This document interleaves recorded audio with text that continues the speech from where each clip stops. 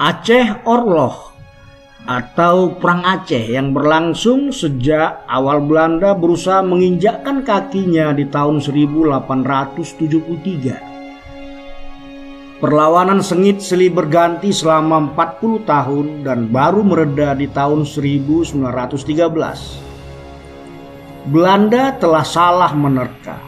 Ternyata rakyat Aceh tak mudah untuk ditaklukkan.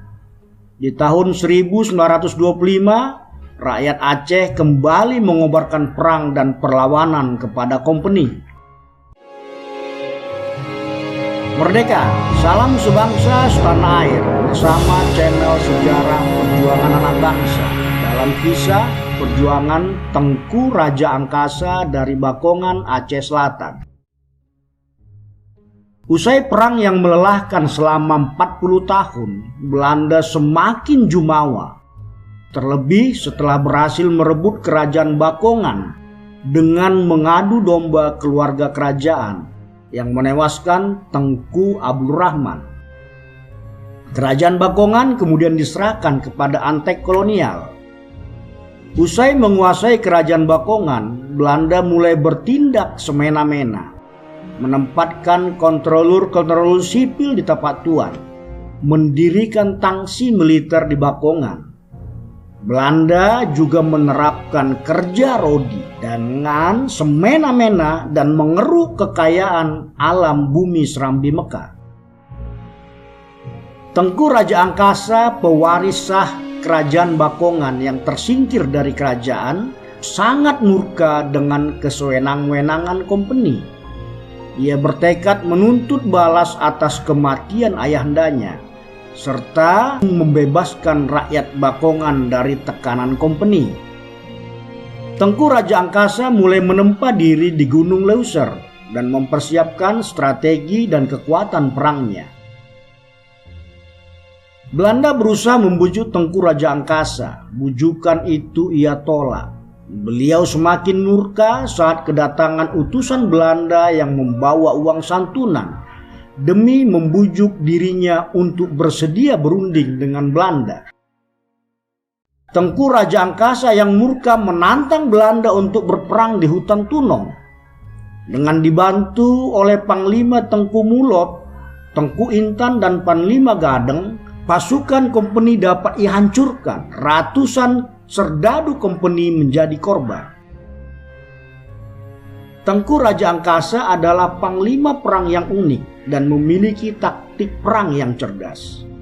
Di setiap peperangan ia selalu mengirim surat tantangan dan menentukan tempat pertempuran. Sebagai ahli pedang, Tengku Raja Angkasa memperoleh julukan Harimau Sumatera. Sebelum perang massal, ia selalu menantang komandan Marsose Belanda untuk bertanding secara kesatria.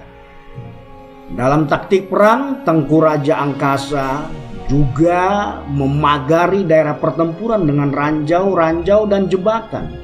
Cukup banyak pasukan Belanda yang tewas karena ranjau yang ia pasang. Kekalahan demi kekalahan yang dialami Belanda membuat Belanda harus menerjunkan Kapten Paris yang terkenal dengan julukan Singa Afrika. Di suatu pertempuran antara pasukan kompeni dengan prajurit Bakongan, berlangsung pula perang tanding antara Tengku Raja Angkasa, sang Harimau Sumatera, melawan Kapten Paris, si Singa Afrika. Dalam pertarungan yang pertama, Kapten Paris si Singa Afrika harus mengakui keunggulan Harimau Sumatera. Sabetan perang Tengku Raja Angkasa membuat tubuh Kapten Paris berlumuran darah. Setelah perawatan panjang, Kapten Paris si Singa Afrika kembali mendapat tantangan dari Harimau Sumatera. Namun, kompeni tak mengizinkan pertarungan di antara keduanya.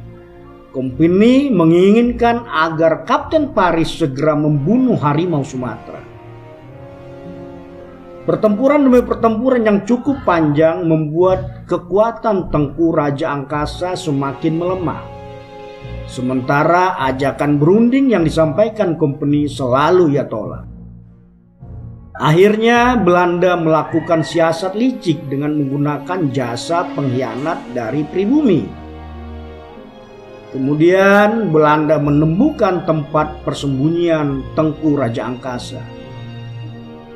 Tengku Raja Angkasa yang dikepung Company berusaha melawan hingga titik darah penghabisan.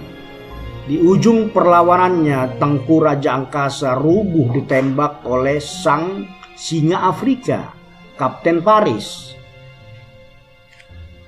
Sebelum pertempuran, Tengku Raja Angkasa telah mengetahui Company mengejar-ngejar dirinya, dan ia mengirimkan pesan kepada ayah cutnya, Tengku Cut Ali. Demikian pesannya. Ayah Cut, saat ini Belanda sedang memfokuskan penyerangan ke diri saya. Apabila saya lebih dulu syahid dari ayah Cut, tolong teruskan perjuangan ini dan segera habisi Kapten Paris, karena dia tidak memenuhi janjinya untuk bertarung 1 lawan 1 dengan saya.